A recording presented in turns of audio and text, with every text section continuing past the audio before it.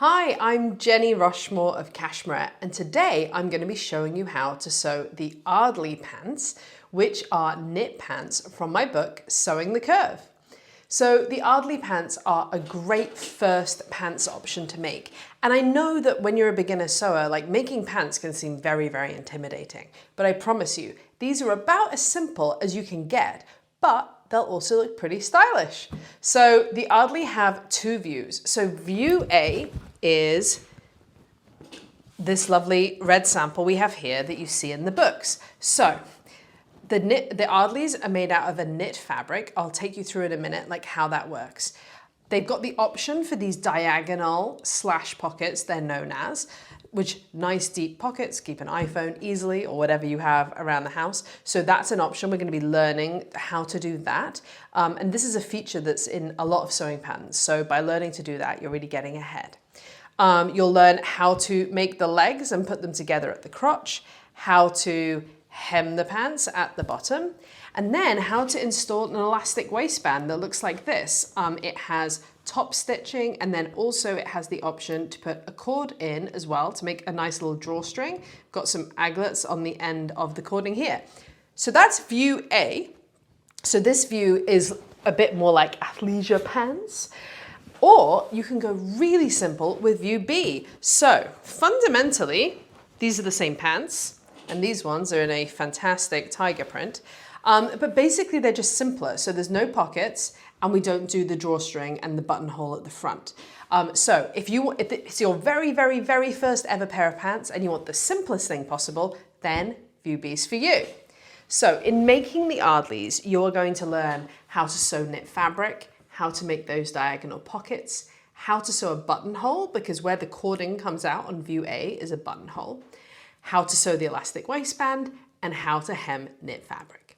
So the first thing you need to do before you start making your Ardleys is to choose the right size. So there's loads of guidance on this in Sewing the Curve. First thing you want to do is measure yourself. So for the Ardleys, the key thing are your waist and your hip measurement. Now, because the fabric is stretchy, it's going to expand as you sit down. So you don't need to worry about taking sitting measurements. So your standing measurements, what you measure when you stand at your waist and hip, is what you want to use. Also, if your waist or your hip are just a little bit off the charts, don't worry about it, because again, it's stretchy. So for instance, for me, I am about a 14 in the leg and then like a 16, 18 at the waist. But I can just make a 16, and even though my waist is a little bit bigger, it's fine because it will stretch a little bit because they're stretchy pants with elastic in them. So you don't need to worry about it too much. You can use our very handy sizing calculator if you don't want to look through the charts and you want to just be told what we would recommend. So go to cashmerette.com/sizing and type in your measurements. You need to type in all your measurements, including your bust, to get a full recommendation, but just look at the waist and hip suggestion from the calculator. Now, as I just mentioned, if you're a little bit different at the waist or hip than the base size, that's fine. But if you are, say, more than 2 or 3 sizes, so for instance, if I was a 14 leg but a 20 waist, then you actually want to do what's called grading between sizes. So grading between sizes is when you alter the pattern so that it fits you at each different bit of your body, even if the bits of your body are a different size. So if, say, you're a 14 and a 20, or maybe the other way around, maybe your waist is a 24, but your hips are a 32. So in that case, you do what's called grading between sizes. So there is information in the book about how to do that, but we also have really comprehensive guidelines online. So go to cashmerette.com/grading to find out how to do it if you need to. So now let's talk about fabrics for the Ardley. So picking the right kind of fabric is really important to your clothes looking like really awesome and not like immediately like beaming like I made them myself to the world. And with things like knit pants, it's even more so. So the main recommendation for the Ardleys is to use a mid-weight knit fabric with at least 20% stretch, which means 10%, that's not going to work. 30% would be fine, so anything above 20% is fine. But you want it to have a certain weight to it. So two of the fabrics that we most recommend are Ponte and French Terry, which you may not be familiar with. You probably wear them a lot, but it's the kind of fabrics that I feel like if you don't sew, you tend not to be so aware of. So let me take you through it. So this is Ponte. So Ponte is a heavy but stretchy knit fabric. So you can see here that it stretches quite a bit. This is stretching more than 20%, but it has a sort of weight to it. So unlike jersey, you can kind of see, right, that it's actually a bit thicker. So this kind of Ponte is a great option.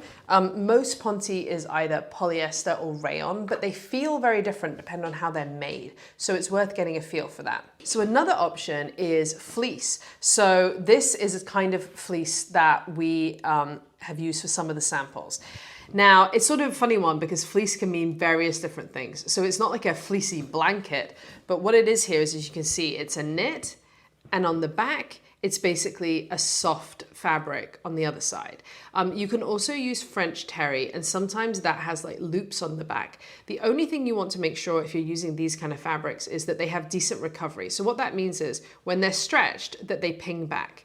Now this one is not perfect, but it's not terrible. There are some when you stretch them and they literally say straight, that's stretched. That's not a good option for any sewing, to be perfectly honest. But that's what you want to be looking for. So this is a really good option, and this is actually the fabric I'm going to be demonstrating on today because you can see a clear right side and wrong side. Now, you can also use jersey, and that's the thing that, you know, most people tend to think of when they think of knit fabric is jersey knit. So this is a sparkly jersey knit that my daughter wants some pajama pants from. So this is jersey knit. It stretches a lot. It's a lot thinner. It's commonly more used for t-shirts. Now, you can totally use this. The only thing I would say is that they will look more like pajama pants. So I'd say on the whole, like jersey pants don't tend to look like you're leaving the house kind of pants. They tend to look like very, very casual, but you can totally do it. And making pajama pants is like a really, really great first pants project if you're a beginner. So there's nothing wrong with doing it, but if you want pants that look a bit more like joggers or like actual real pants, then I would recommend going for more like a Ponte, that's my favorite, or like a fleece or a French Terry. Now, in terms of notions, you need a few things. So for both views, you're going to need a ballpoint needle, which is a machine needle that's good for sewing through knits. And what's good about it is it's basically slightly blunt at the end, which pushes the fibers apart rather than breaking them. And because of the way that knit fabrics are woven, or they're knit together, in fact, that's the whole point, that they're not woven together, it stops snagging. So you want a ballpoint needle. Sometimes they're called jersey needles. You'll also see some called stretch needles, and thread.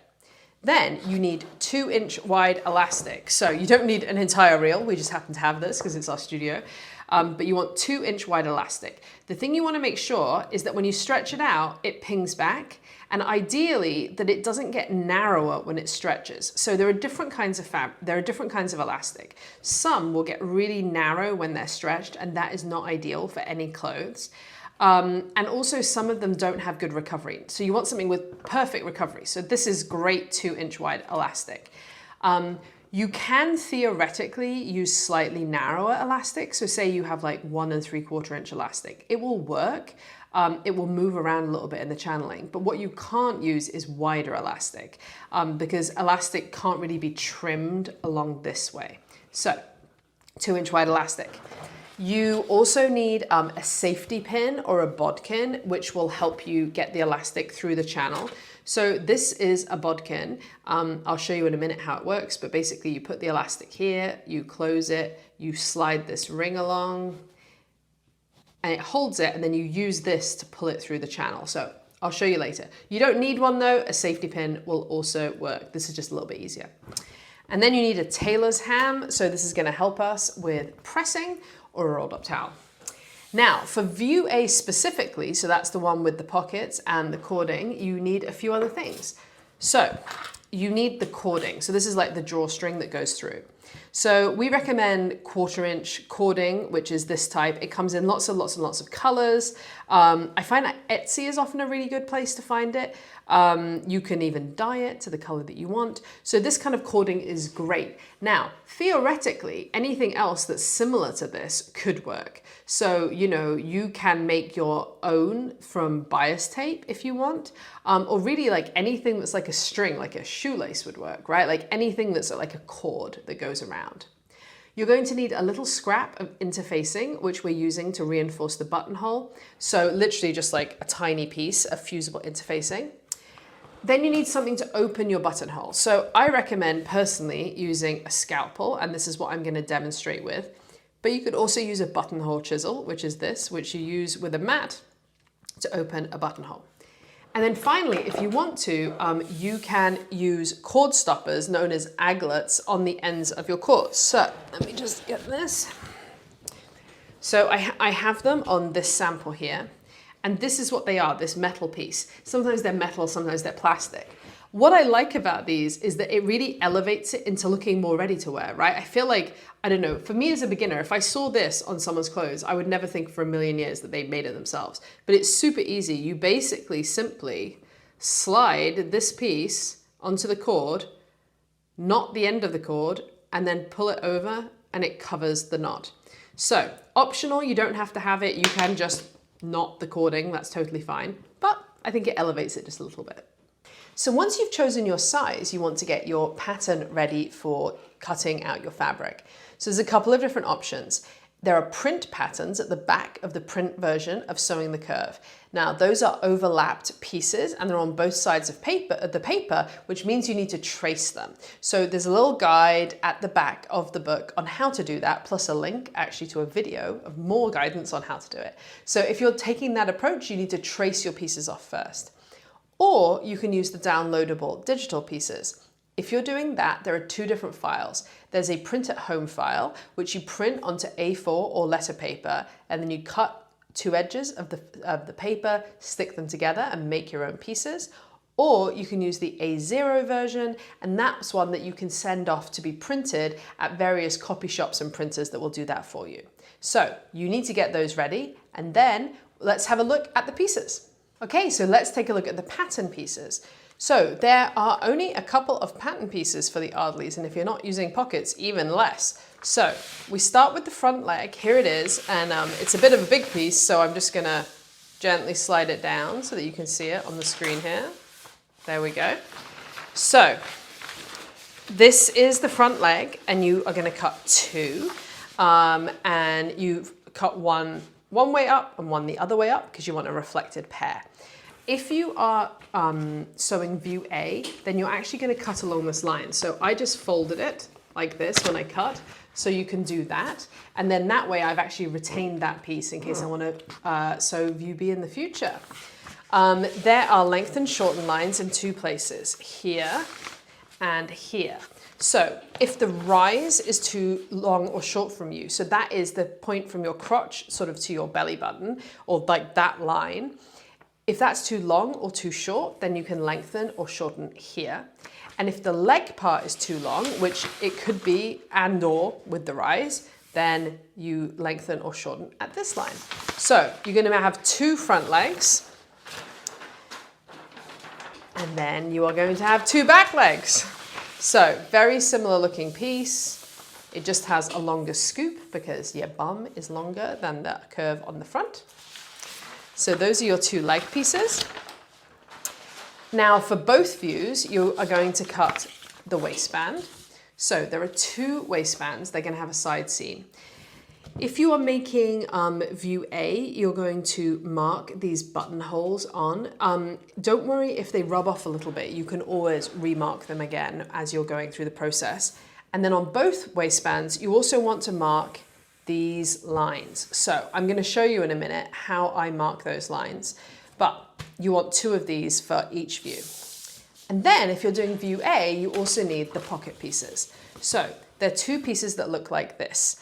This piece is the pocket facing and this piece is the pocket back. Right now, this is going to make no sense to you, but it will ultimately make sense. The way that they're sewn together is this goes on top of here, and then this is attached to the pants, and this is the bit that kind of shows through. So hold on, let me get this bit. So I'm just going to show you because I think this is kind of helpful. So here's the front leg. So we don't have this piece because it's view A. So what's going to happen is this piece is going to be sewn here. So it's just straight behind it. And this piece is sewn here.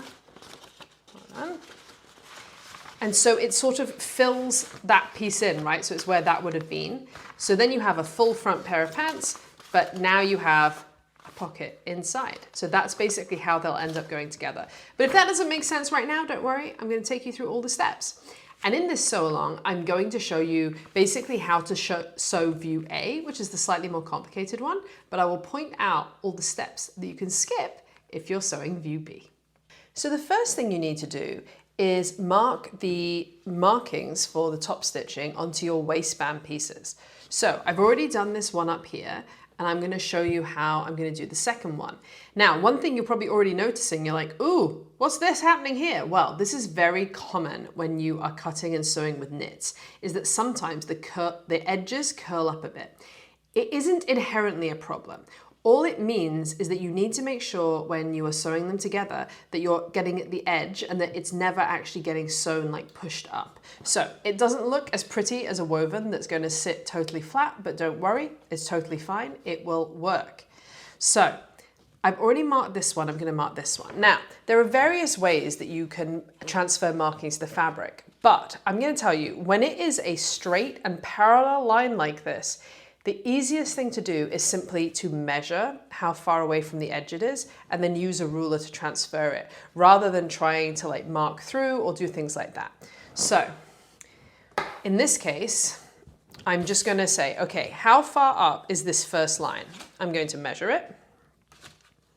And this is a quilting ruler, which is really helpful.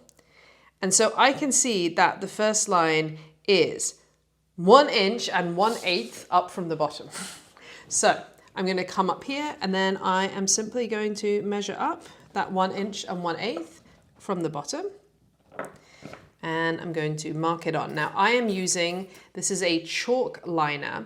It's really great. It has powdered chalk in the barrel and then it has a little sort of metal serrated wheel. And so you use it almost like a pen and it gives you a really, really nice sharp chalk line. It's a lot easier than using like a piece of chalk, although traditionally tailors use this piece of sharpened chalk, but this is way, way easier. It also comes in different colors, so I have a bunch of different colors so that I can see it regardless of what I'm sewing. So now I'm going to say, okay, well, how far up is the second line from the first? So I'm measuring it 7/8, okay? So these aren't perfect inches, but there you go. That's just how patterns work sometimes. So I'm marking up 7/8 and this kind of quilting ruler is super helpful because as you can see, I can see all the way through it along 7/8 to make sure it's parallel. And then just going to mark it again. Okay, going over this side, 7/8. Okay.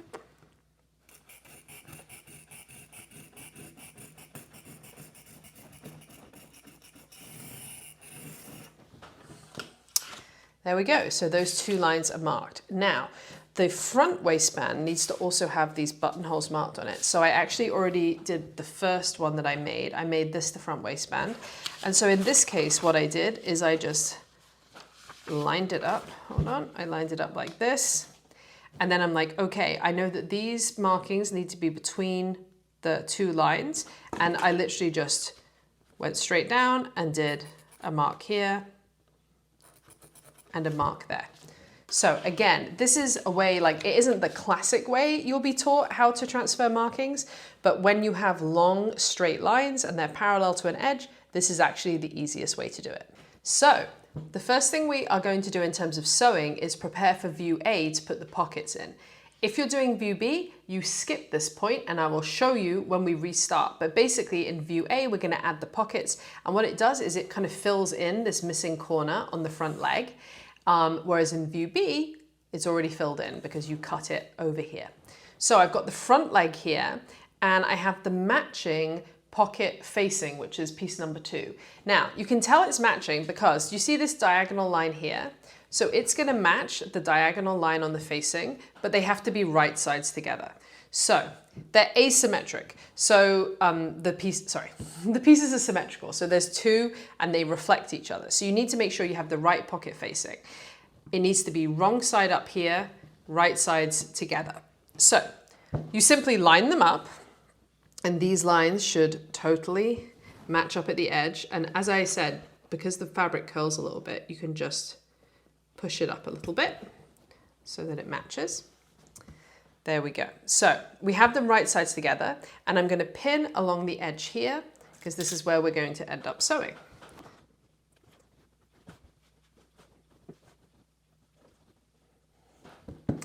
Okay, so the next step is to sew at 1/2 inch all the way down the edge over here. So let's get over to the sewing machine. So whenever you're sewing a knit for the first time, it's a really good idea to first test your stitch on a scrap of the exact knit, just because sometimes you need to adjust the settings a little bit to get a nice stitch. Now what we recommend as a default for knits is a very narrow and long zigzag. So not a zigzag like this, but a zigzag that's more like this. The reason we like that is because it gives you the stretch that you need. However, it on the outside gives a nice smooth seam. Zigzags that are like this, when you press them open, it's a little bit uneven at the seam line. So that's why we recommend it. So what you want to do is you want to pick a 2.5 stitch length and about a 1/2 stitch width. So I'm at somewhere between 1/2 and 1 right now. And then I just have a scrap of my fabric. I'm going to fold it in half because most of the time when I'm sewing, there'll be at least 2 layers. And I'm just going to test and see how it goes. Okay. So that actually looks pretty much okay. As you can see, it's a very subtle zigzag. It barely looks like one. I'm going to check the back. Yep, the back looks good too. And I'm going to check it can stretch. Yep. That's the magic of a zigzag, is that it can stretch and none of the seam doesn't pop. If you did that with a straight seam, a straight stitch, the stitches would then pop. So that's great. On to sewing my pocket. So I've got my pocket here, and for this I'm going to be sewing at a 1/2 inch seam allowance. So starting here. So what I'm doing is, because we've got this angle here, I actually have to look at where the edge of the fabric here needs to line up with my 1/2 inch marking on my machine. So go forward and back a few.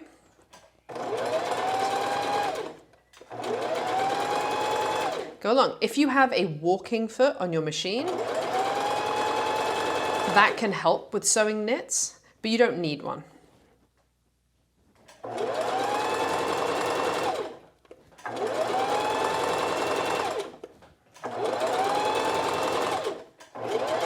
Get to the end and backstitch.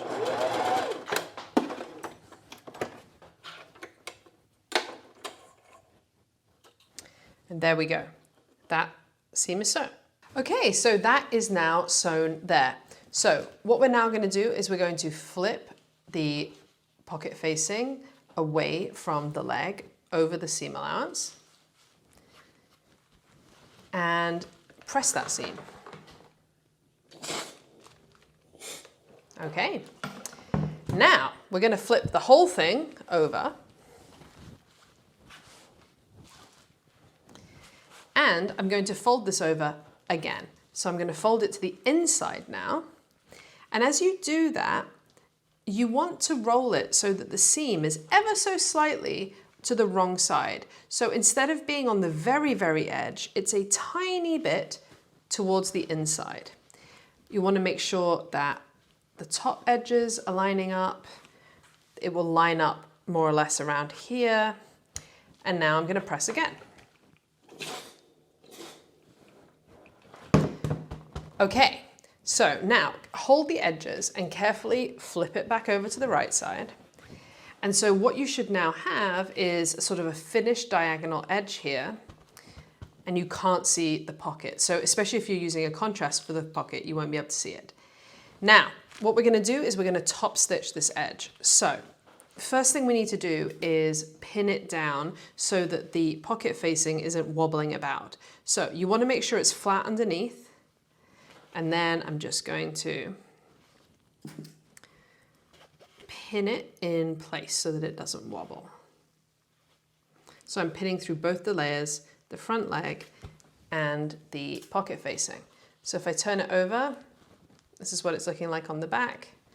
So now I am going to top stitch. Now I'm going to top stitch at just under 1/2 inch all the way along the edge here. So if you want, you can mark your top stitching line in chalk if that helps you feel more confident. I am just going to line it up on my machine. And we're going to top stitch.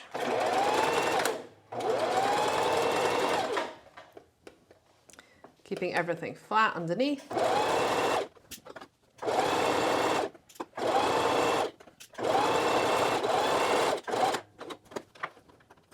And there we go, our top stitched edge. So the pocket facing is now sewn to the front leg. Now we're going to add the other piece that's called pocket, which is number 3. So this is basically going to ultimately be the piece that shows through here. And this is how you do it. So you flip your constructed front leg to the wrong side. So this is going to be the inside of the pocket. So you want the other side of the pocket to also be the inside. So you put them right sides together. You will know, there, as I said, there are a set of symmetrical pieces. You will know if it's the right one because it should match up around the edge with the right sides together. So you want to align it all the way around so that it matches all the edges underneath very nicely. And now what I'm going to do is I'm going to pin around the outer curved edge all the way to here. So this is going to form your pocket. I feel like the first time I ever sewed something like this, it like blew my mind because I guess you just don't think about how pockets are constructed unless you're actually constructing them yourself. But this is a pretty standard way of making slash pockets. It's also a very similar way of making like jeans pockets or pockets that have an opening that you see on the outside. So go all the way around to this inner corner. There we go. Now what we're going to do is we are going to sew these 2 pocket pieces together. Now, as I was pinning, I was not pinning it to the front leg. So I was just pinning these 2 pockets together, not the front leg. And we are also going to sew just through these pockets, and we're not going to touch the front leg. So over to the sewing machine. Okay, so now we're going to sew these. So one way to make sure you're avoiding sewing through the leg is just to flip it away from the leg. And then we will start over here. Now we did pin on the other side, so you have to be careful with that. But I'm gonna line it up with the 1/2 inch and go.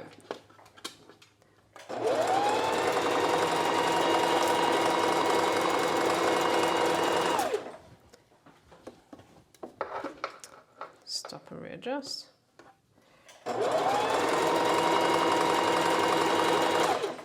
Then as you start getting to the curve, you're just going to gently curve the fabric through the machine. What I will say is this is going to be on the inside of your pants. So if it isn't perfect curve, no one's ever going to know.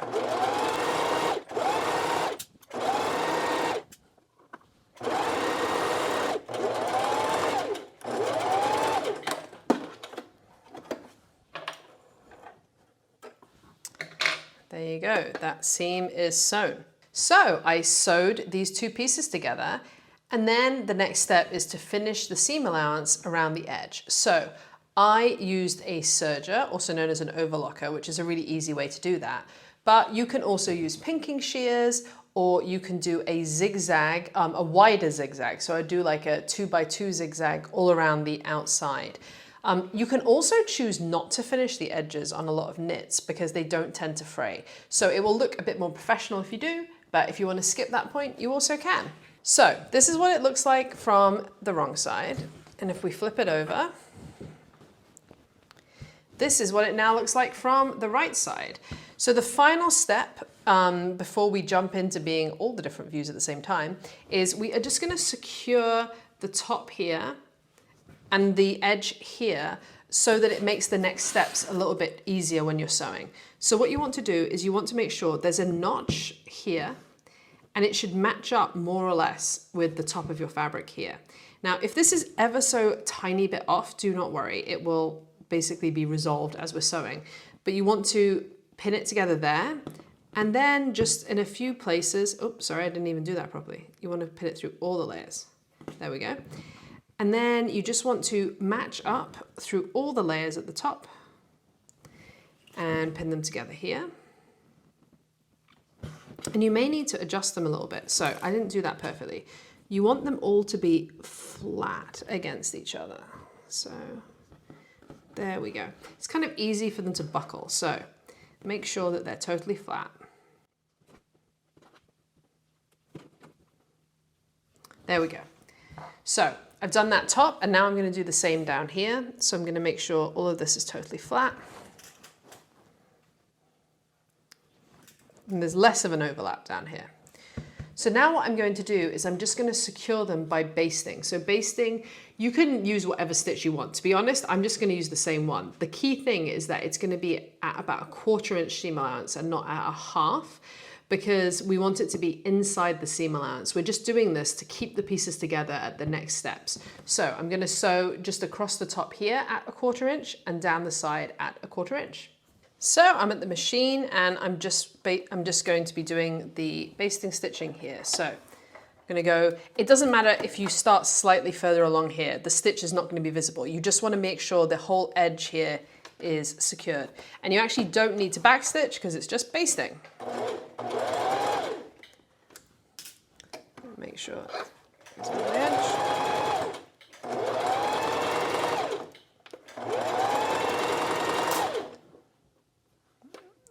Make sure all the layers stay in place. There we go. So I have just secured along the top there. So now I'm going to do the same. Hold on, take this piece off. Do the same on the side. Again, lining it all up.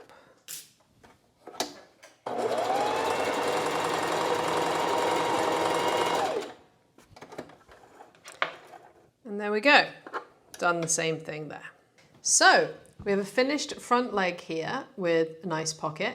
And then I've gone ahead and done exactly the same to make my mirror image other one with pocket over here. And if you are making view B, welcome. This is where you start. So you will now just deal with your fronts exactly the same as the view A fronts from this point on. So this is going to be the front crotch seam. So the next thing we're going to do is sew that together. So we simply flip one of these legs on top of the other so that they're right sides together. And simply pin the seam. So I'm going to pin the top edge, top points. I'm going to pin the bottom. And then just make sure that these edges are nicely lined up and pin down.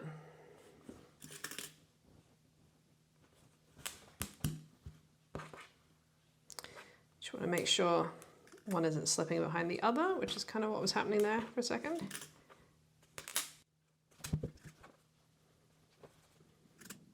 Okay, and now I'm simply going to sew the front crotch from the top all the way to the bottom. Okay, so I sewed the front crotch seam and then I finished it on my serger. So first thing I'm going to do is just press the seam flat, set the stitches, and now I'm going to open it up. And this is where you want to get your tailor's ham or your rolled up towel. So here's my tailor's ham. I'm going to put it underneath and I'm going to press the seam allowance towards the left. So I'm going to go this direction. It actually technically doesn't really matter. You're going to sew the back in the opposite way, but it just helps it get flat. So I turn that to the left, and now when I get here, as you can see, you've got the curve. So this is where it's helpful to spread it over the ham so that you can actually press the curve in.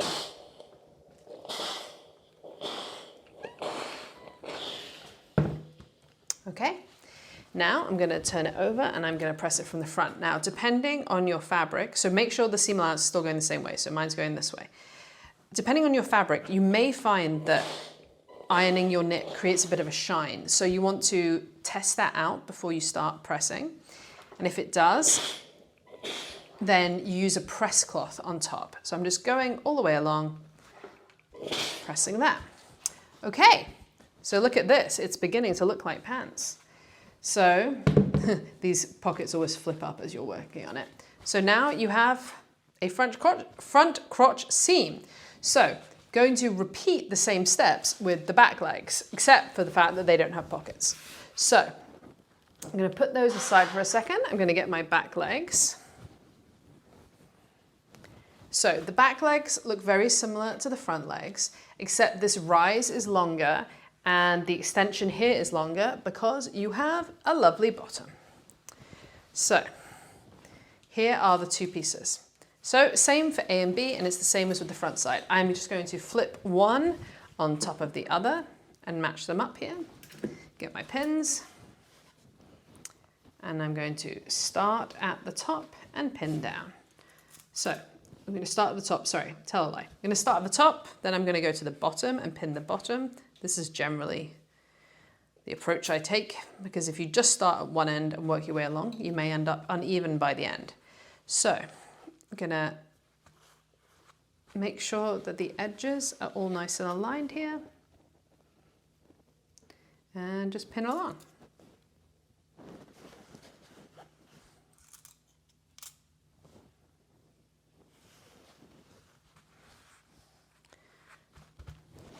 Keep on adjusting it so you can see it's something's going off slightly here. So just going to lay that one totally flat, lay this one totally flat over it. There we go. All right.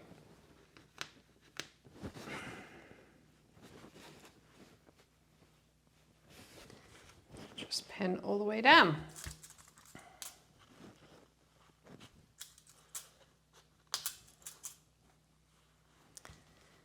Okay, so now I'm going to do exactly the same thing as on the front crotch. I'm going to sew around here and then I'm going to finish the edge.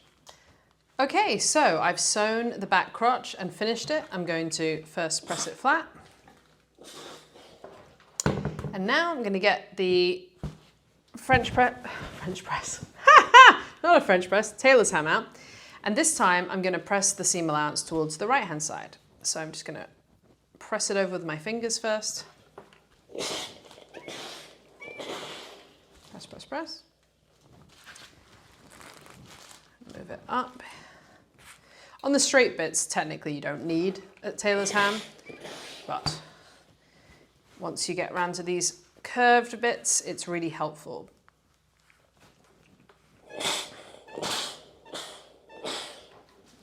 Okay, and then I'm gonna lightly press it from the right side too. Again, make sure your seam allowance is still facing the direction you want it to be. What you can't see is I'm making lots of little up and down movements, so I'm not pushing the fabric along. And that's the difference between pressing and ironing. All right. So we now have your back legs together and our front legs are together as well. So the next stage is to pin them together. Okay, so I've got my back legs here and I'm getting my front legs. Now these pieces are big and they're a little bit difficult to actually show you all of it on the screen at the same time, so I shall do my best. So we are laying them right sides together. So that's the front crotch, that's the back crotch, right sides together. And then we are going to pin along the side seams first. So I'm going to turn this around so that you can see it a little bit more clearly. So I'm going to begin by pinning them at the top here. There is then a notch around just above the bottom of the pocket. So it's actually where the pocket opening is here. And you can match those notches up. And then I'm just gonna pin in between. So notches are really helpful markers to make sure that you're putting things together in the way they're meant to. So now I'm gonna open up the legs all the way down. Then there is another notch at the knee here. So I'm going to pin that. And again, now I'm gonna pin what's in the middle. Okay, and now I'm gonna slide all the way down to the bottom. Gonna match the bottom hem and then do the same. Okay, there we go. So now what I'm gonna do is just sew in one long seam from the top all the way down to the bottom, and then I'm going to repeat the same with the second side seam. Okay, so I've sewed the side seam and then I finished it on my serger. So now what you want to do is you want to press the seam allowance towards the back. Now, you have a bit of a loop that you've created now. Now, if you're on a traditional ironing board, which I am not, you can simply like put the pants, over the end of the ironing board. I am not on a traditional ironing board right now, so I am just going to position my pants in a way that I can do that. So I am actually going to use my tailor's ham, which is quite useful. Stick it in there. And then I'm just going to press the seam allowance towards the back, so away from the pocket. I'm going to just work my way down. Having the tailor's ham in the middle means that I'm not pressing through the other side as well.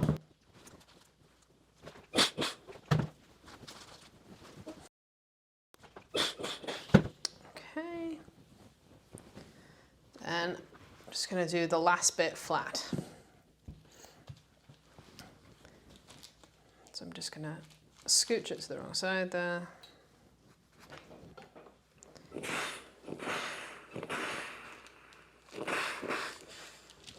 There we go. Okay, so you just repeat that on the second side seam as well.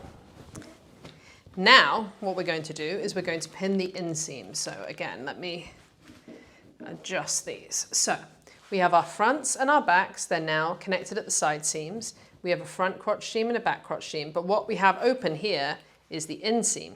So the inseam runs all the way from the bottom hem up to the crotch and down to the other hem, and it's basically one long seam. So what we're going to do is we are going to pin it and sew it as one long seam. So I'm going to begin by pinning the front crotch and the back crotch together, right sides together. So I'm trying to make this as clear as possible. It's a bit tricky when there's all these big bits. Actually, you know what? I'm going to take this off. It's going to help. Okay, so front and back crotches are together. So the first thing I'm going to do is pin the crotch. So the front crotch seam allowance is going this way, the back crotch seam allowance is going that way. We want to keep them like that. And basically it avoids having a very bulky seam here. So I'm just going to pin the crotches together, and I'm actually going to pin through both seam allowances to keep them going in the right direction.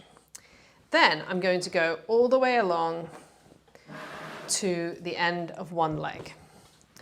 So I'm going to start pinning at this leg, and I'm going to pin this entire length here.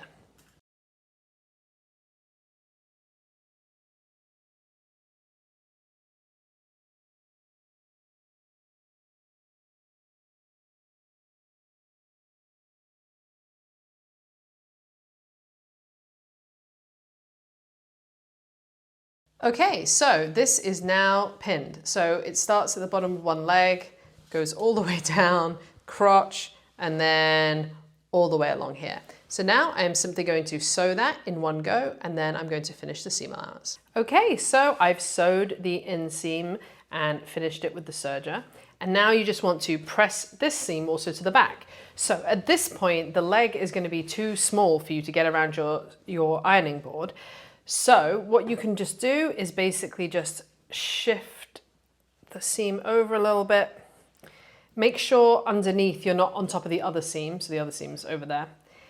and then basically just press it straight down onto itself. You may need to press from the other side eventually because you will give yourself a line, but this works for now. So just going to press this to the back. There we go. And press the other side.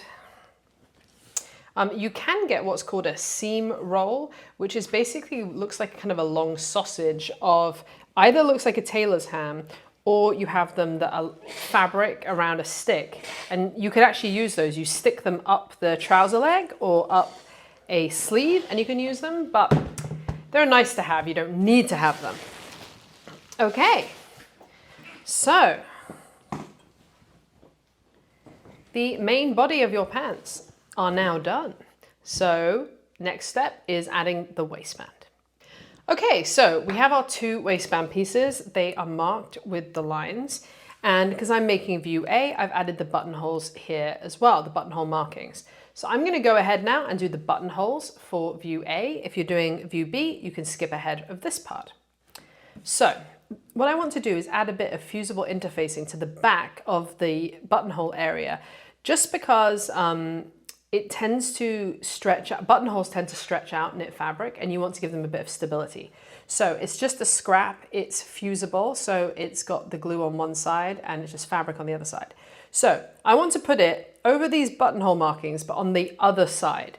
So what you can do, just to give yourself a rough sense of where they are, is just stick some pins through at the bottom of the buttonhole markings. Oops, hold on, let's get in there. There we go. So I'm going to flip over and then I can see where they are.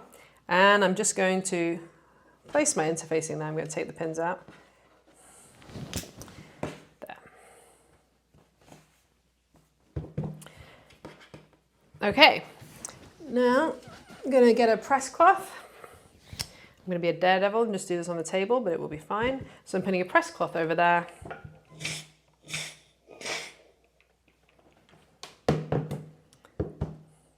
And carefully peel it off.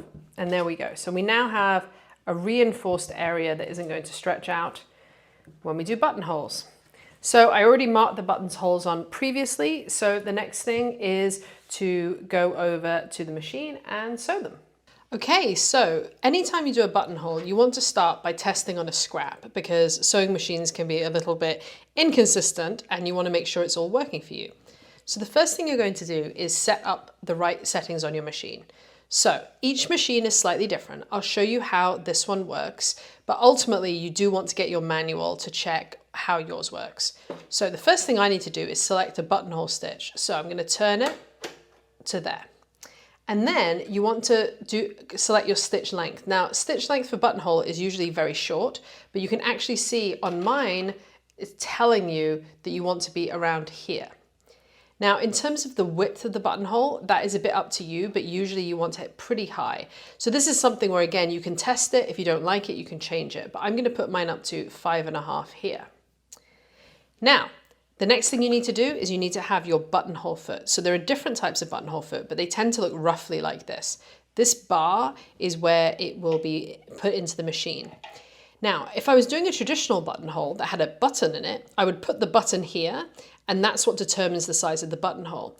In this case, we're not using a button, we're just making a hole. So what I'm going to do is take the marking on my fabric of how big the buttonhole should be, and I'm going to compare this to that. So basically you push it up and down to change the size, and you want it to be from the bottom of there to the top of there. So yeah, so that's about the right size. So I'm going to come over here and then lower the presser foot, which basically picks it up. There we go. And then the final step on my machine, again, it depends on your machine, is there's a little lever here, oh, that's the wrong one, that comes down, and you press it towards the back to indicate that you're starting a buttonhole. Okay, so I'm going to line up the end of my chalk marking with the hole. There's a hole where the needle's going to go down. Put the presser foot down and just go.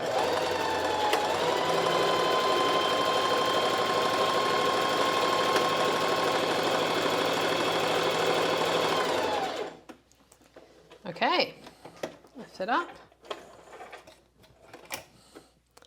And not bad, that buttonhole did fairly well. It buckled a little bit, partly because I didn't put interfacing on the back of this one, which now I think about it, I should have done.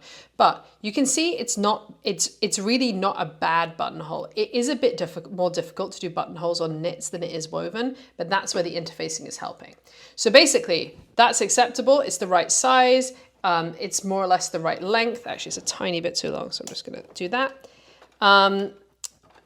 And now we can move on to doing the actual one. So if you have this lever, and this is what I was just showing you, you now have to push it back again. So each time you want to do a new buttonhole, you have to push it to the back. It's basically the mechanism that tells the machine to turn around and go back again. So I have 2 buttonholes, this one on the real piece. So I'm going to line it up and go.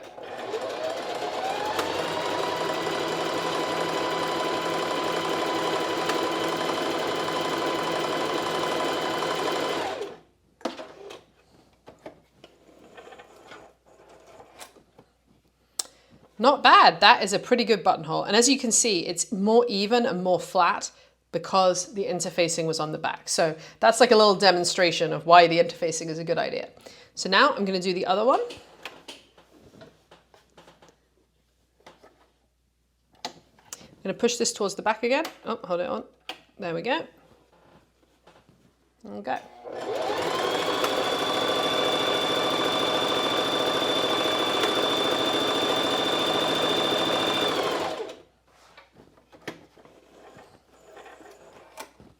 Okay, and there are my 2 buttonholes. Okay, so my 2 buttonholes looking beautiful there, I have to say. My machine has done a good job.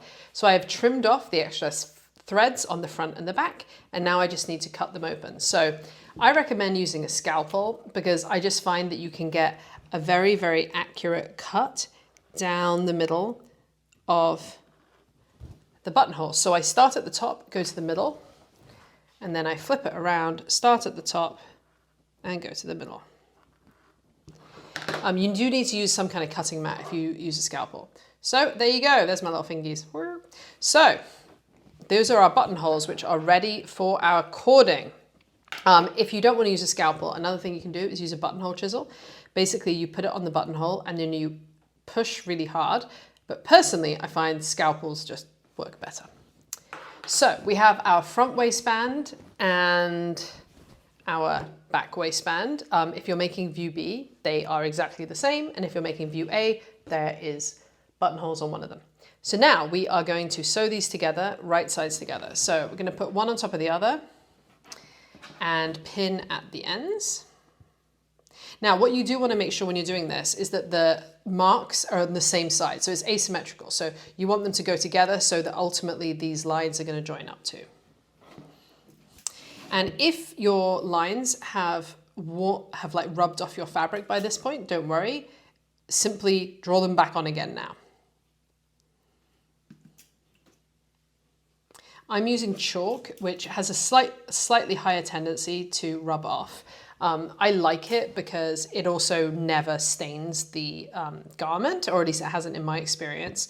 You can buy these washable markers that are quite common, but the only problem is I do know of people who've run into issues where they didn't wash out or where they reappeared in cold temperatures, which is like a sort of funny fact about them. So you really need to be careful if you use like one of the actual markers. I know people who've like literally messed up quilts doing that. And I just can't even imagine spending so much time on a quilt and then it gets cold and then there's blue marks all over it. Okay, ow, just hurt myself. Okay, so now I'm gonna sew both of those ends and then just press it open. There is no need to finish the seam allowances. Okay, so I've sewed those 2 ends together. So now I'm just going to press the seam allowances apart. The reason you don't need to finish them is because they're going to be fully enclosed inside the waistband. So they will never see the light of day and they just won't experience much friction. Okay, so now you have a loop. So what we're going to do now is we're going to fold this loop in half so that it's right sides out. So basically, I'm going to bring the edges up together all the way around to enclose the wrong side.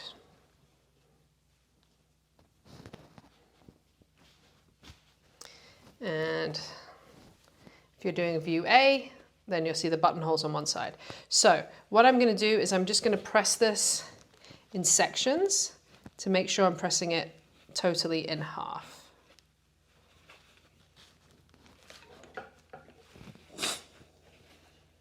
Again, because the edges curl, you need to uncurl them with your fingers as you're doing it. I will say the curling is not an issue when you wear the garment, it's only an issue when you are constructing it. And it is something that sometimes puts some people off sewing with knits, but honestly speaking, you get used to it, it's fine. Okay.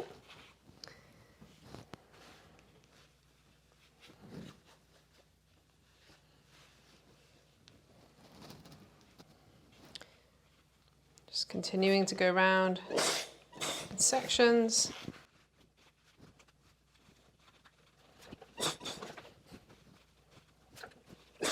Okay, so if I turn it around this way again, it's a little bit difficult because of the curling, but you can see that this is now a waistband. So the top is nice and finished.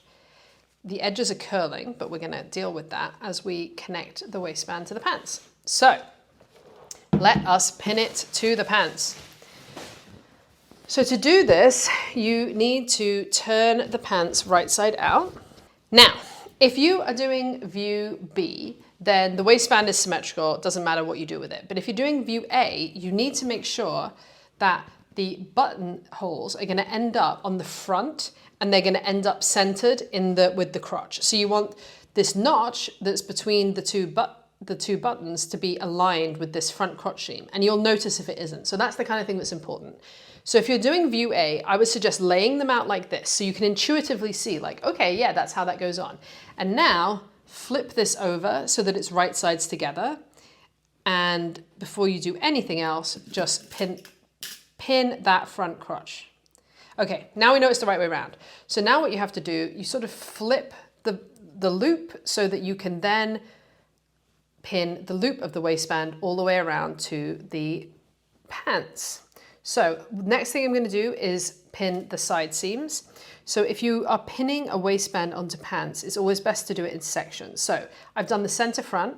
So now I'm doing one side seam.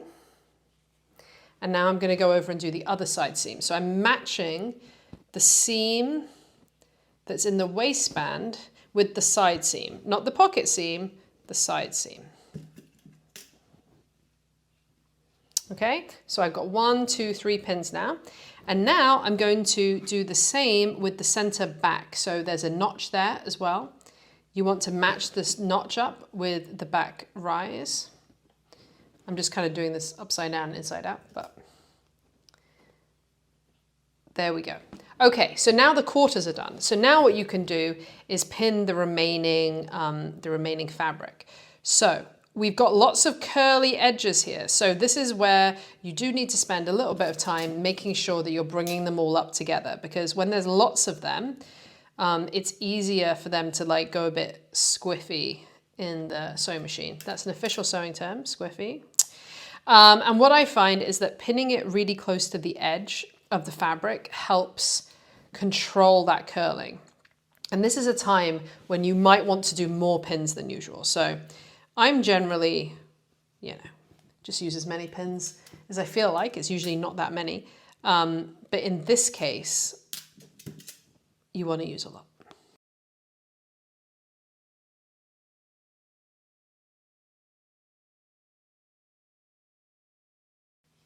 So I'm just continuing to bring all the curled edges up together. Keep on pinning around. You should find that all the pieces go together very easily. If necessary, you can very gently stretch the waistband to be a little bit longer to match the edges, but it should more or less match up exactly.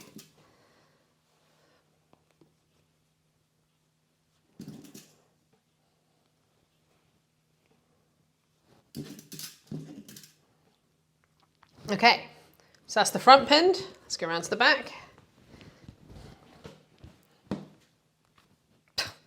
Don't stab yourself.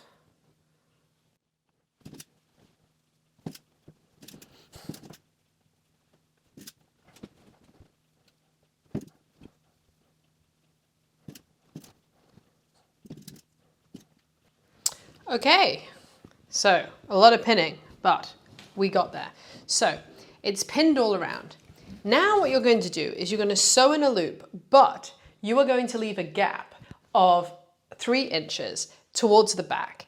And that's the place where we're going to be putting the elastic in. So one tip that I have for you, and this is what I find useful, because I often forget, I get there and then I forget, is to put a double pin at the beginning and end of where you want your gap to be. And then that way I see a double pin and I go, oh, I need to stop sewing here. So I've just left this gap. 3 inches is a bit rough, right? You just need a gap, but about that size. Okay, so now I'm gonna sew all the way around the loop. Okay, so I brought this over to the sewing machine. So here are my 2 sets of double needles. So I'm gonna start at this needle. And I'm gonna pull these out. You basically just need to keep on making sure that no layer is slipping out, because it's a little bit easy for one of the 3 layers to slip out. So that's what you need to be careful of. So I'm just going to look, all 3 there, all good.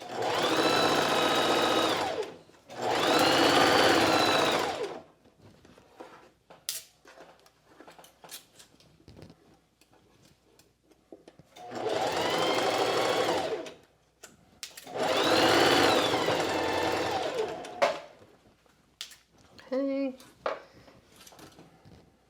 Keep on adjusting, keep it flat.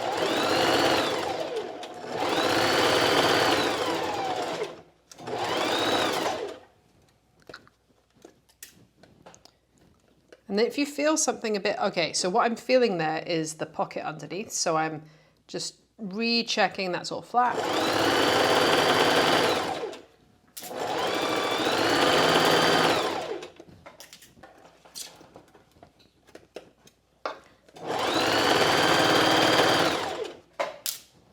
I can feel the other pocket. So again, I'm making sure the pocket is flat. It's not coming up, getting it caught.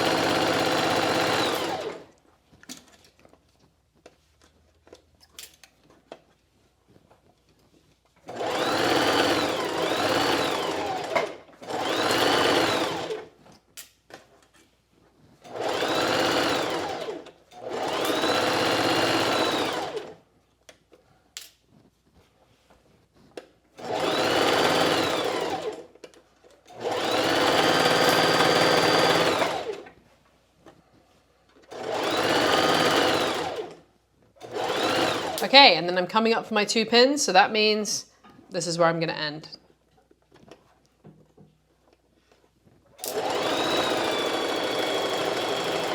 Okay, so I'm back stitching there.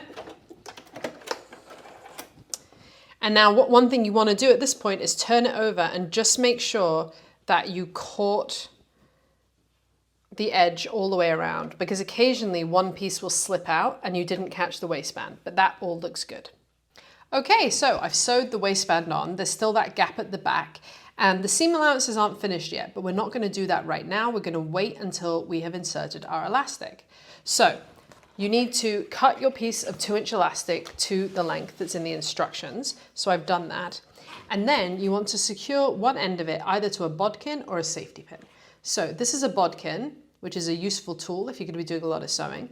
It looks like tweezers. So you put what looks like the tweezers around the elastic, and then you slide this little ring down, and it basically makes it secure.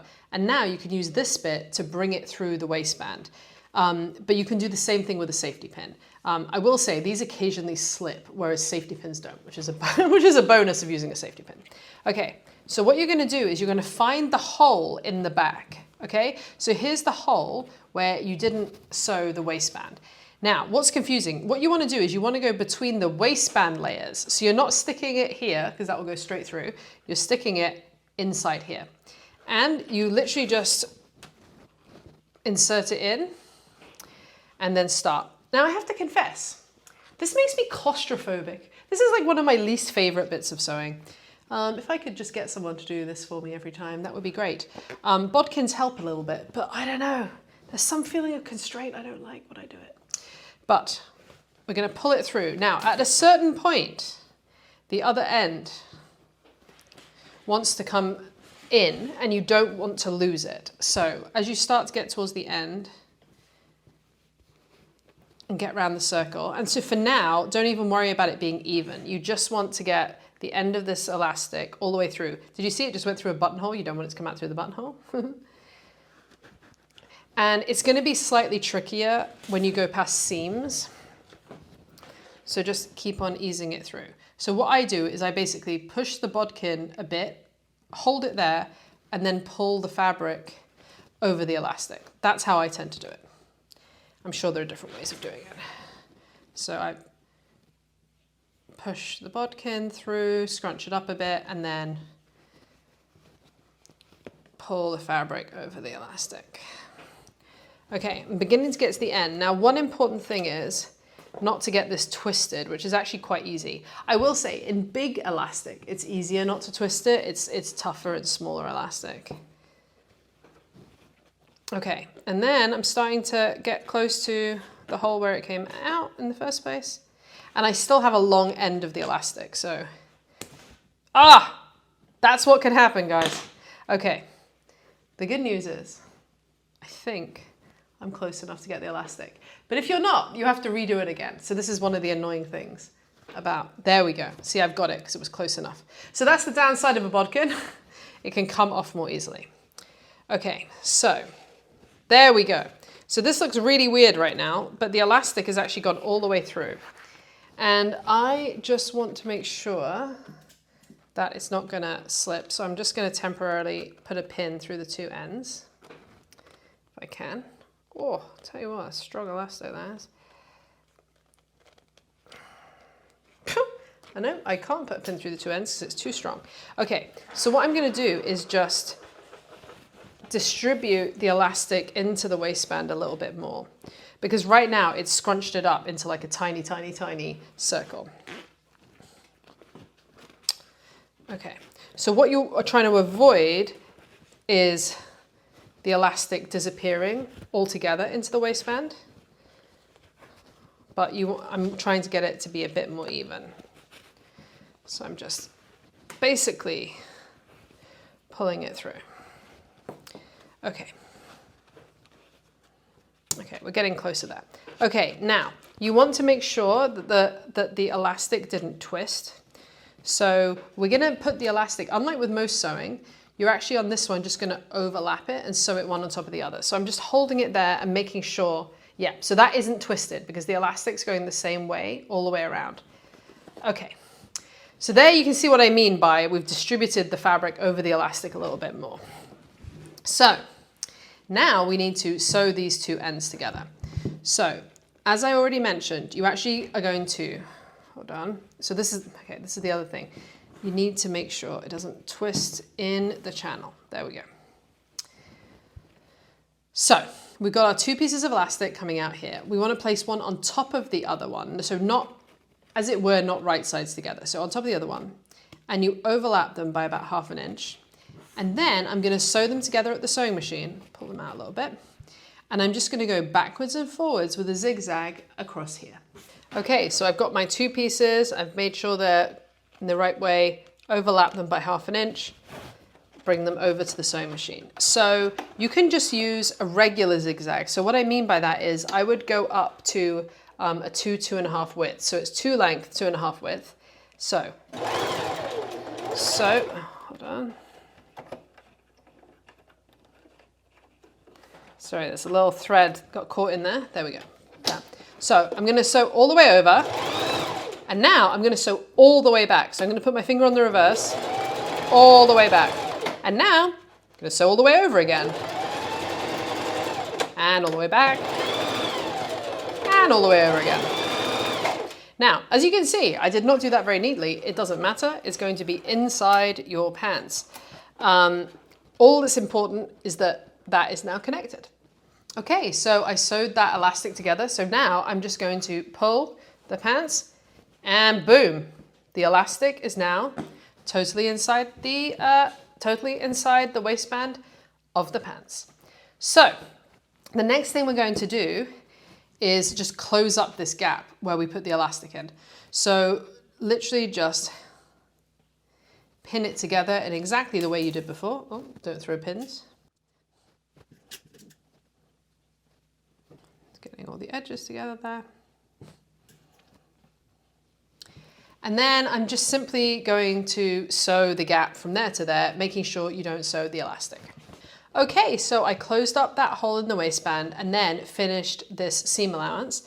And now you want to press the seam allowance down towards the pants, which is how it's going to naturally want to go anyway. Okay, so now turn your pants right side out again. And the next step we're going to do is the top stitching. So top stitching on elastic can be slightly tricky, but it is a common thing to do, so it's a great thing to learn as a beginner. Now, so the thing to note about this waistband, and it's not super dramatic, but that basically is that the elastic is a bit shorter than the fabric. So when it's just sitting like this, you can see that the fabric is a bit bunched up at the edges. So what that basically means is when you sew it, you need to stretch the elastic just a bit so that the elastic and the fabric are totally flat. When you let it go, you can see the crinkles. We want to avoid that. So when we're sewing, it needs to be flat. Now, that can be slightly tricky. So my tip is to use safety pins to make it a bit easier. So the first thing you want to do is make sure that your elastic is more or less evenly inside here. And what I mean by that is there's a little bit of wrinkling in the fabric, but all around. It's not all just in one section, like it's flat in the front and then there's a really wrinkled section.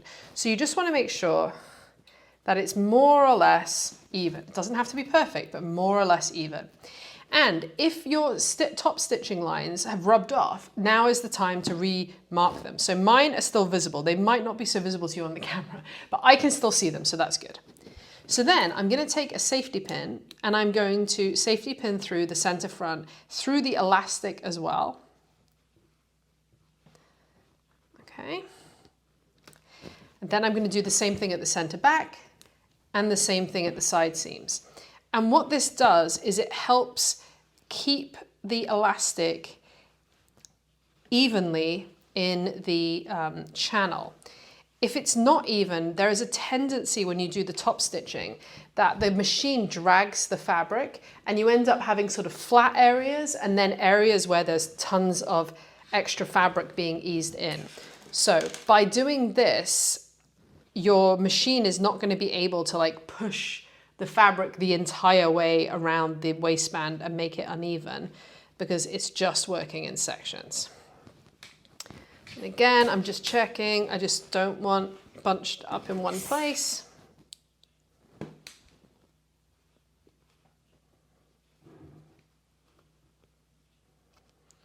Okay, so I'm now ready to sew and I'm going to go over to the machine.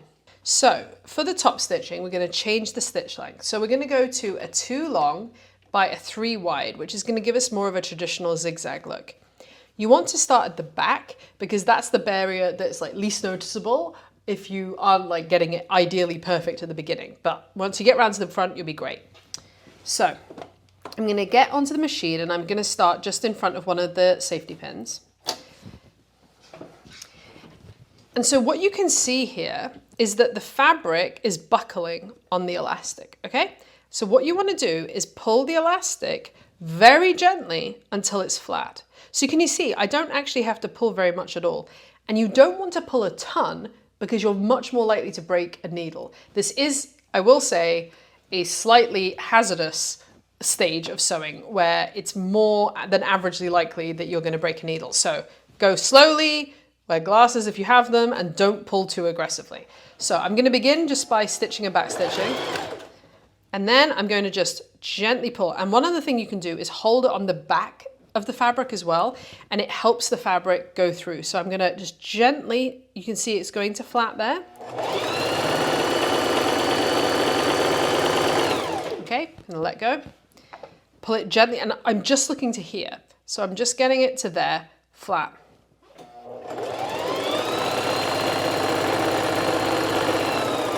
And as I approach her, I'm going to take the safety pin out. Your shoulder is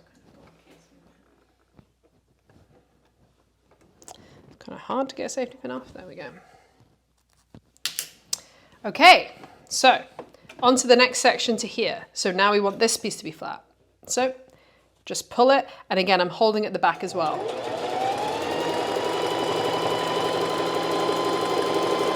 And I will say, you still want, ideally, the feed dogs to be the things that are pulling the fabric through. So you're not yanking it through, you're just gently stretching the elastic and holding it on the back.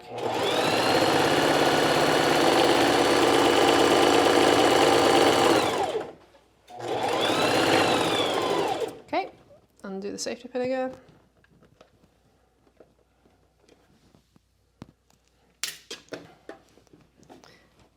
Gently stretch.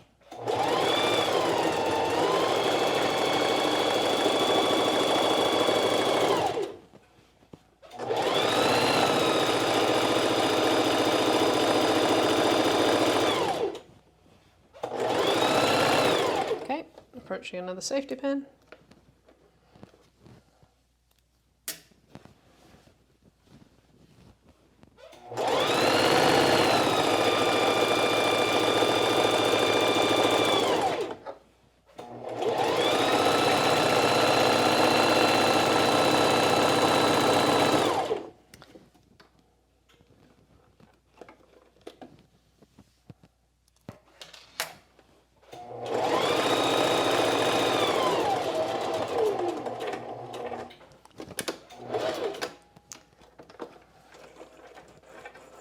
And there we go, that actually worked pretty well.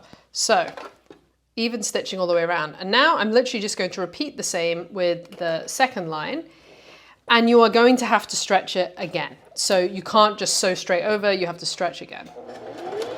Now you have done by far the trickiest piece of making these pants. There we are. So we're on to the very final stages. So we have our lovely top stitched waistband here. So now I'm going to put the cording in. So this is for view A, for view B. You don't need to worry about this. So we recommend about 2 yards, but frankly, this is very much an up to you decision. And we're going to do the same thing as we did with the elastic. So you either use a bodkin or a safety pin. So in this case, I'm going to show you how to do it with the safety pin. So I just take the safety pin, put it through the cording, and back to doing the thing I don't love. Okay, so you put it in one buttonhole. You're going to go all the way around the back through this middle channel and out the other buttonhole. Now I will give you a little tip here. If you want, you can fake this by just putting it in one buttonhole and out the other buttonhole and not actually making the safety pin go all the way around. But it is a bit of a cheat. To be perfectly honest, the chance that you're actually going to use this drawstring as a functional one is pretty low because of the elastic, but I'm going to show you how to do it the proper way. So this one is trickier because the hard elastic is in the way, so you really have to do it like 1/2 inch at a time. So I'm just pushing the safety pin through. Okay, just sort of rubbing it there. And as I go through, then when you hit the side seams, you have to just make sure you get between the seam allowances. You just sort of feel your way through there. Whew, it's the claustrophobic bit, guys. 1/4 of the way there. I will say, if you on Instagram, there are accounts you can follow of factories that basically show their sewing techniques, and I think they're covered a lot, like they're followed a lot by home sewists. And there's this one called Custom something, I can't remember what they're called now, Custom Wear. Anyway, and they basically show all of the machinery that they use to do things like make things like this. And what I thought was fascinating is what they have with this. They have a big, like semicircular piece of metal. And what they do is they shove it in the buttonhole. They pull the whole piece of, the whole pants that like get shoved around. So there's basically a piece of metal going through this channel. And then the drawstring is just shot through the middle like, so they do it in like a second rather than having to spend 5 minutes pulling a cord through by hand. So if you intend to decide you're going to become a jogger's factory entrepreneur, you can get some equipment to help.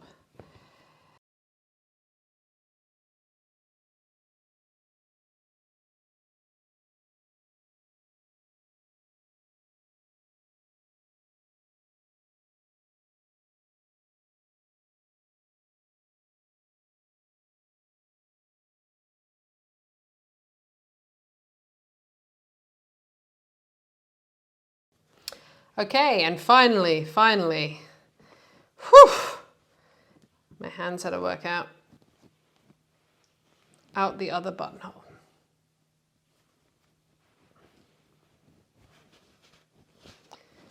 And I never want to lose that because I don't want to do that ever again. Okay, so this has gone all the way through. So I used an extra long piece of cording here. But the thing I like about that is that it allows you to then assess how long you want it to be. So I am going to cut mine just here.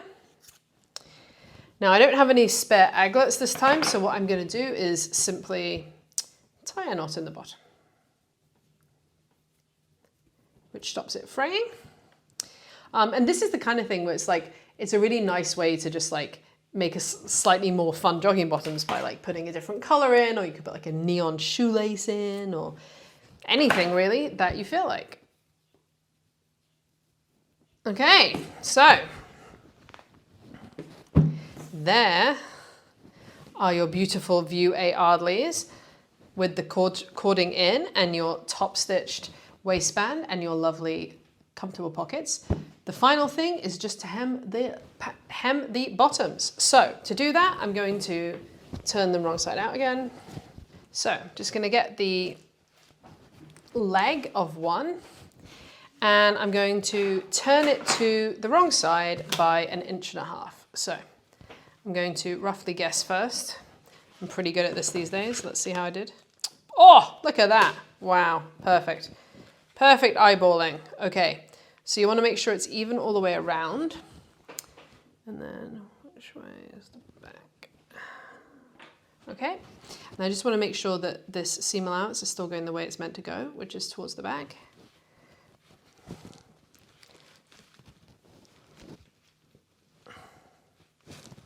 So that's at the 1.5 inches. Now, this is actually a really good point to try them on first. So our 1.5 inches assumes that, you know, you have the same leg length we're designing for, but you might not. So try them on now. And if you want them any longer, if you want them any shorter, that's very easy because you can just turn it up more. If you want them longer, you know, this hem doesn't need to be quite as deep. It will be fine if it's a little bit narrower. So you just see. So I'm just actually, haven't done those totally evenly.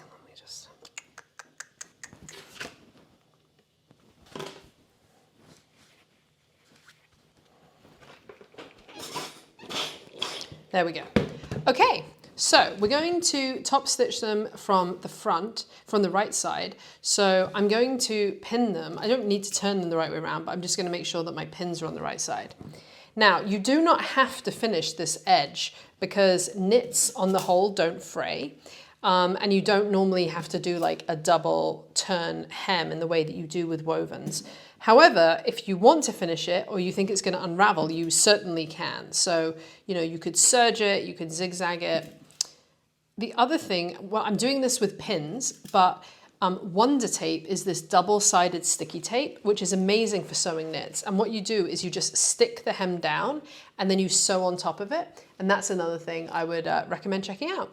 Okay, so let's go and sew these. Okay, so here's my hem. Now, even though we want to sew it from the right side, I actually don't need to turn it to the right side. I just have to open it like this. So because we turned up the hem 1.5 inches, we want to sew just under 1.5 inches. So depending on your machine, you might have a thing that you can align it with. So most don't have 1.5 inch seam allowances. For me, I'm gonna align the edge of my fabric with this little black bit and I can feel the edge of the hem is here, so that works. But if you don't have a mark like that, you can put a piece of tape on your machine and that will help. So we're just gonna top stitch it in the normal way. Oh, hold on. So you can see I've got some pieces of thread getting in the way, so I'm just gonna figure out where those are going. There we go. All right, closing that back down again.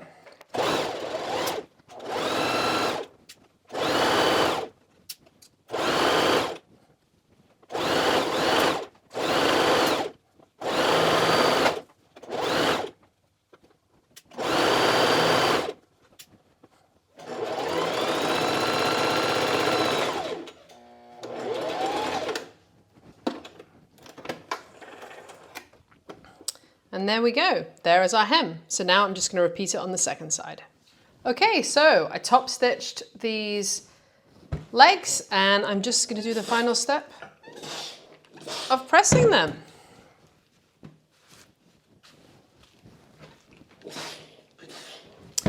And well done. You have now made your first pair of Ardley pants. So all looking lovely and ready to wear. So congratulations, you made your Ardley pants. You can now make them in a rainbow of colors. So where do you go from here? Well, you are now in a great position to make all kinds of knit garments. Some that I recommend for beginners once you've made the Ardleys would be the Concord t-shirt, which is one of our most popular Cashmerette patterns, has lots and lots of different options, and you now have the skills to make it. The Turner dress is also a really popular one. It's a fit and flare kind of skater dress, really versatile, really easy to wear, and again, you know how to do it now.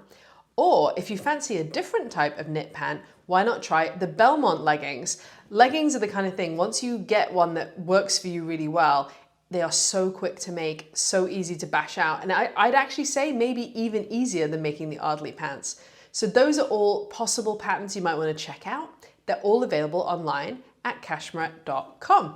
The second thing I'd recommend is learn more about how to fit, because knowing how to sew clothes is fantastic, but knowing how to fit them and make them fit your body is basically a superpower. So for this, I really recommend my first book, Ahead of the Curve. It is a book dedicated to teaching you how to learn to fit, which I know when you're a beginner can seem super intimidating. There are lots and lots of before and after pictures of this is what the problem with the fit of this is, and here is how you do that adjustment, and here is what it should look like afterwards. It also comes with 5 very beginner-friendly patterns. So if you're enjoying Sewing the Curve and you think you want to learn more about fit and you like the way that we do things, you can head over to cashmerette.com/AOTC to order your own copy. Another way to get really involved in sewing and really just get the maximum out of it is to join our club, which is called the Cashmerette Club. So the Cashmerette Club is this amazing community of over 4,000 sewers from all around the world, and we get together every month in a bunch of different ways to just talk about all things sewing, and it's a great way to build your skills and build your wardrobe. Each month on the first of the month you get a brand new Cashmerette pattern, really high quality, lots and lots of different things available, but you also get a masterclass on a different fit or sewing topic by me. We have live events online. We have a very exciting and engaging online forum and lots of other things. You can join on a monthly basis, you can join on a yearly basis, and there are lots of just different options to engage. So if you want to learn more, go to cashmerette.com/club. And then finally, I encourage you to sign up for our learners newsletter. So we have put together a great newsletter which will basically show you all of the key things you need to know as someone who's learning to sew, as well as share new things that come out from Cashmerette, exclusive discounts and things like that. So go to cashmerette.com/learn to sew newsletter, and I look forward to doing more sewing with you soon.